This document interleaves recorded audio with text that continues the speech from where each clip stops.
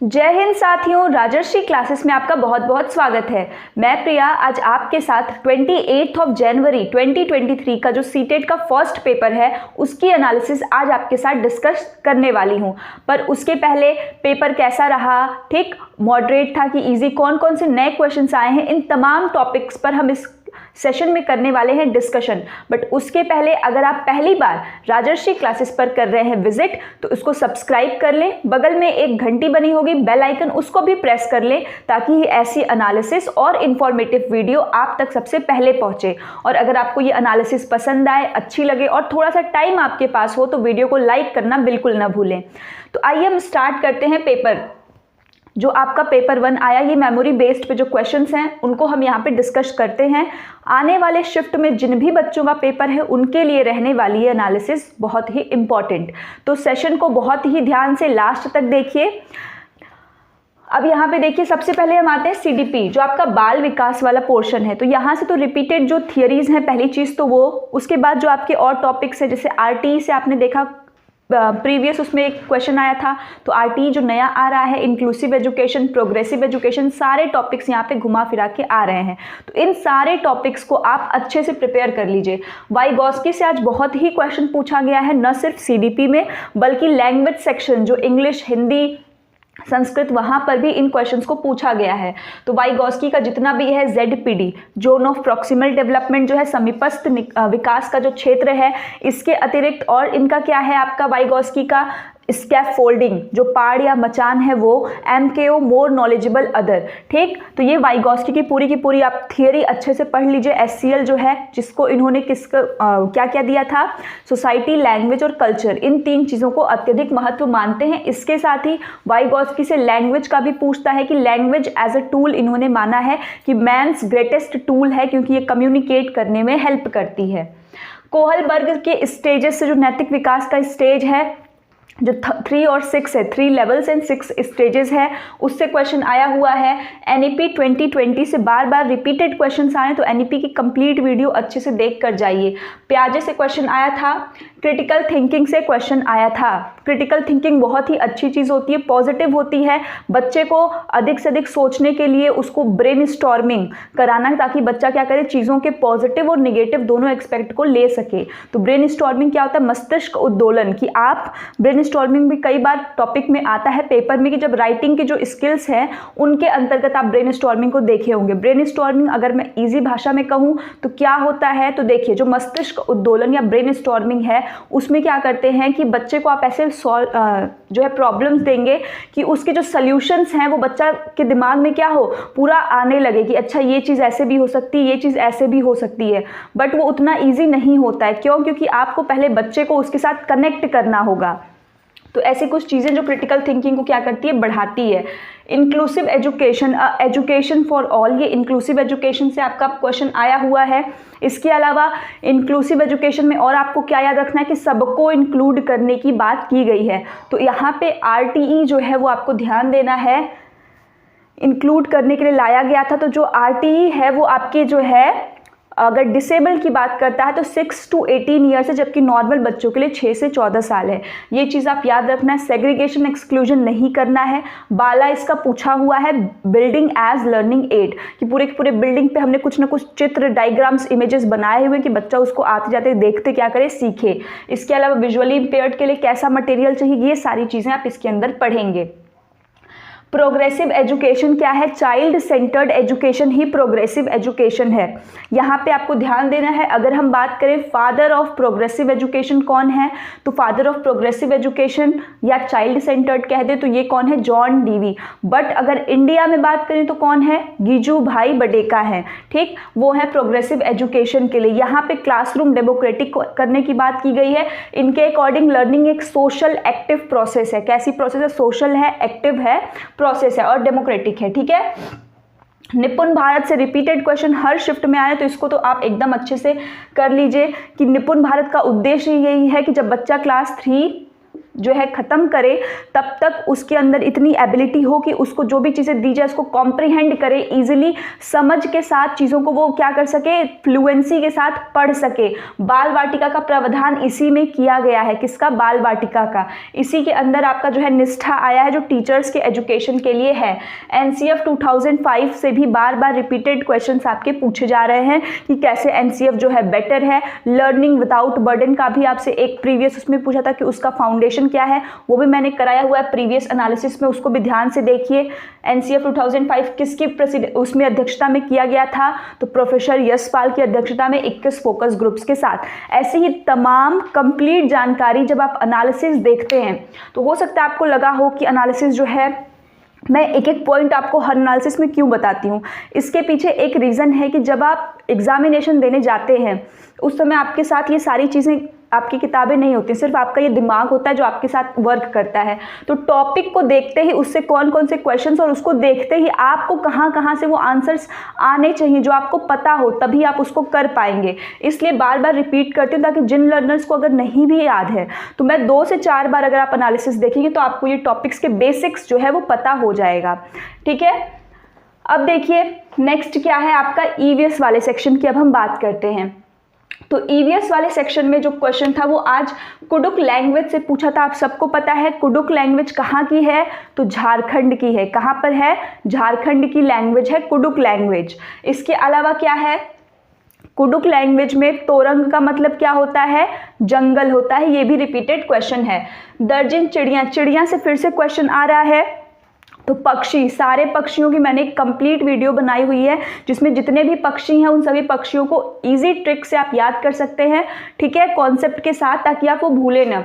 तो अभी आपसे कल जो है बारबेट, बसंत गौरी, वुड पेकर का पूछा हुआ था कि जो कटफोड़वा था उसके बारे में। आज आपसे दर्जन चिड़िया पूछा है कि दर्जन चिड़िया क्या करती है। तो दर्जी का क्या काम होता है? सिलने का। तो दर्जन चिड़िया क्या करती है? जो पत्ते होते हैं उसको सिल देती है। सिल करके क्या करती है? वो अपना घोंसला बनाती है और उसी में फिर अंडे देती है। ये काम कौन करता है? दर्जन चिड़िया करती है। ठीक। हाथी, हाथी से आपका क्वेश्चन आया था कि हाथी की जो है आप कह सकते हैं लीडर कौन होती है। तो उस हाथी में सबसे बूढ़ी हाथी, वो भी फीमेल, मेल नहीं, सबसे बूढ़ी मादा हाथी। ठीक है, ओल्डेस्ट फीमेल एलिफेंट जो होती है उसकी हेड होती है। पश्चिम बंगाल से एक प्रश्न आया था आपका कि पश्चिम बंगाल की लोक कला क्या है? क्या है पश्चिम बंगाल की पारंपरिक लोक कला? तो पहले तो आपको ये पता होना चाहिए कि जो आपका पश्चिम बंगाल है उसकी कैपिटल क्या है? कोलकाता। सिटी ऑफ जॉय इसको हम कहते हैं। दिल्ली के पहले जो आपका बंगाल था, कोलकाता, वही इंडिया की कैपिटल थी। क्लियर। अब इसकी जो पारंपरिक, तो इसके कई सारे पारंपरिक लोक कला है। ठीक है, यहाँ पे ऑप्शंस तो उतना नहीं है, बट अल्पना, टेराकोटा, मदिरू, ये सब क्या है? इसके पारंपरिक लोक कला में आते हैं। तो ये आप याद रख सकते हैं। इसके अतिरिक्त मार्शल आर्ट भी है। मार्शल आर्ट जो कि युद्ध जो जिसमें ना वो ऐसा फॉर्म है कि जिसमें हम जो युद्ध होता है, युद्ध कला का विवरण किया जाता है। यही मार्शल आर्ट अगर आपसे साउथ में पूछ दे तो उसको कलरई पट्टू कहते हैं। ये भी मैंने आपको कराया हुआ है, तो दोनों बातों को याद रखिएगा। इसके अलावा छऊ मार्शल आर्ट जो है वो भी यहाँ पर होता है। छऊ जो कि उड़ीसा वाले रीजन में भी होता है। इसके अलावा West Bengal city of joy कहते हैं। ये कुछ बेसिक आप इसको याद रख सकते हैं। खाने की बात अगर करें वेस्ट बंगाल से, तो मछली और चावल यहाँ का फेमस है सबसे ज़्यादा। यहाँ के लोग मैक्सिमम मछली और चावल का ही सेवन करते हैं।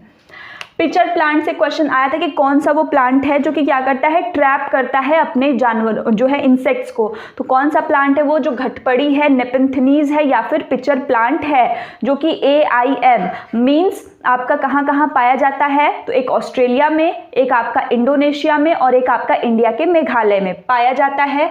और ये क्या करता है? स्मेल से अट्रैक्ट करता है। इंसेक्ट जैसे उसके अंदर आता है तो पिचर लाइक शेप, ऊपर लीफ होती है, लीफ क्या करती है? डिब्बा बंद कर देती है। उसके अलावा नीचे बहुत ही गिजगिजा पदार्थ होता है जो कि जिसमें जाकर के वो जो है इंसेक्ट मर जाते हैं। स्पोर्ट्स में मैच करने के लिए क्वेश्चन आया हुआ था, इजी था। अगर आप थोड़े भी स्पोर्ट्स देखते हैं तो भी, नहीं देखते हैं तो भी, ये नाम बहुत पॉपुलर दिया था, सानिया मिर्जा, साइना नेहवाल। तो ये सारे नाम तो आपको पता है। सानिया मिर्जा क्या करती हैं, साइना नेहवाल क्या खेलती हैं। तो ये मैच द कॉलम आया था, 2 और इसमें नाम दिए गए थे।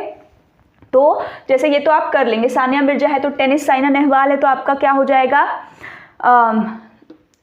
एक मिनट, सानिया मिर्जा है तो आपका टेनिस हो जाएगा। तो इस प्रकार से सानिया नेहवाल का भी जो ऑप्शन दिया था वो, ठीक है, बैडमिंटन ये खेलती हैं। इसके अलावा जो भी दे दे, पीवी सिंधु दे दे तो भी वो बैडमिंटन हो जाएगा, नीरज चोपड़ा दे देगा तो जेवलिन हो जाएगा। तो ये कुछ बेसिक है जो कि ईजी ही पूछा है, इतना डिफिकल्ट नहीं है। एक क्वेश्चन आपका आया था स्टेप वेल से, बावड़ी से, कि ओल्डन एंशियंट टाइम में रेन वाटर हार्वेस्टिंग का सिस्टम किस चीज से है। तो एंशियंट टाइम में जो रेन वाटर हार्वेस्टिंग करते थे वो बावड़ी, जो स्टेप वेल जिसको कहते थे, ये क्या है कि चारों तरफ से क्या है सीढ़ी नुमा बना रहेगा और बीच में एक क्या है आपका तालाब बना रहता था जिसमें पानी क्या होता था, स्टोर होता था। और ये ज़्यादातर कहाँ होता था, राजस्थान में, ठीक है। इसी के साथ इसके ऊपर चबूतराज, ये सारी चीज़ों, जो पॉन्ड मेकिंग, जो अच्छी टेक्निक्स थी, उसको लिखने वाले कौन थे, अल बरूनी, जो कि कहाँ का था, उज्बेकिस्तान का था। ये बात भी आप याद रखिए। झूम फार्मिंग से क्वेश्चन आया था कि झूम फार्मिंग शिफ्टिंग कल्टीवेशन जो है आपका ये कहाँ होता है, तो नॉर्थ ईस्टर्न स्टेट्स जो आपके वहाँ पे। तो इसका आंसर क्या होगा, जो मिजो की पहाड़ी है जहाँ पे मिजोरम, झूम फार्मिंग आपका होता क्या है। तो इसमें क्या करते हैं कि ये लोग पहले तो कुछ समय के लिए जो क्रॉप है उसको क्या करते हैं, काट देते हैं, ठीक, और पूरा कंप्लीट जड़ से नहीं, उसको काट देंगे, उसके बाद उसकी जड़ें सूख जाती हैं।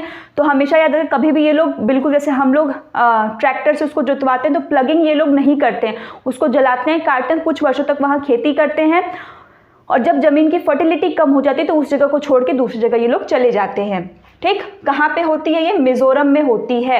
पेडागोजी की बात करें तो एनसीएफ थीम से बार बार क्वेश्चन आ रहा है, थीम अच्छे से पढ़ के जाइए, जो आपकी 6 थीम्स हैं, ठीक है, family and friends, food, water, shelter, things we make and do, travel. तो ये 6 थीम्स में प्राइमरी थीम कौन सी है, ये 6, उसके बाद इसके जो सब थीम है जो आपके फैमिली एंड फ्रेंड्स में है और फूड में, तो उसमें से सब थीम भी पूछा है कौन सा है, तो ये आप अच्छे से इसको पढ़ लीजिए। विदाउट सीड, ये क्वेश्चन पूछा था कि इसमें से कौन सा फल है जो बिना सीड के, बिना बीज के उगता है।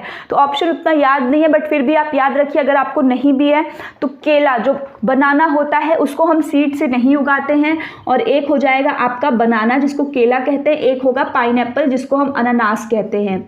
ये 2 ऐसे हैं जिनको कि हम बिना सीड्स के उगाते हैं, क्लियर। एक पोलन से क्वेश्चन पूछा था, एग्जैक्टली क्वेश्चन क्या था ये तो नहीं पता, बट पोलन आपको पता है कि जैसे हमने पढ़ा है पॉलिनेशन, पॉलिनेशन क्या होता है, जो एंथर टू फिलामेंट जो पॉलिनेशन जो है जाता है वही आपका क्या है, पॉलिनेशन। तो इसमें आपको याद रखना है कि जो इंसेक्ट्स हैं वो क्या देख करके प्लांट्स के पास जाते हैं, तो इनके जो पॉलिन्स होते हैं और जो नेक्टर वही तो लेने वो जाते हैं। तो पॉलिन्स और नेक्टर, इसका आंसर तो पता है बट क्वेश्चन एग्जैक्टली क्या था वो नहीं पता लग पाया, ठीक है। अब देखिए मैथमेटिक्स वाले पोर्शन की अगर हम बात करते हैं तो पहला क्वेश्चन था पैटर्न से, ठीक।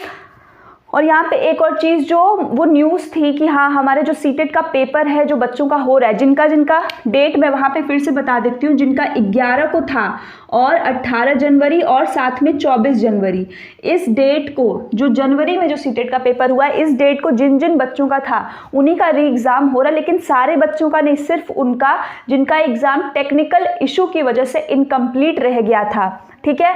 एडमिट कार्ड नहीं आया है, अगर जिन बच्चों का टेक्निकल इशू की वजह से था तो चिंता मत करिए, आप रेगुलरली वेबसाइट पे जो है विजिट करते रहिए, वहाँ पर आ जाएगा, उसके लिए परेशान आपको होने की ज़रूरत नहीं है। अपनी प्रिपरेशन को अच्छा रखिए, ठीक।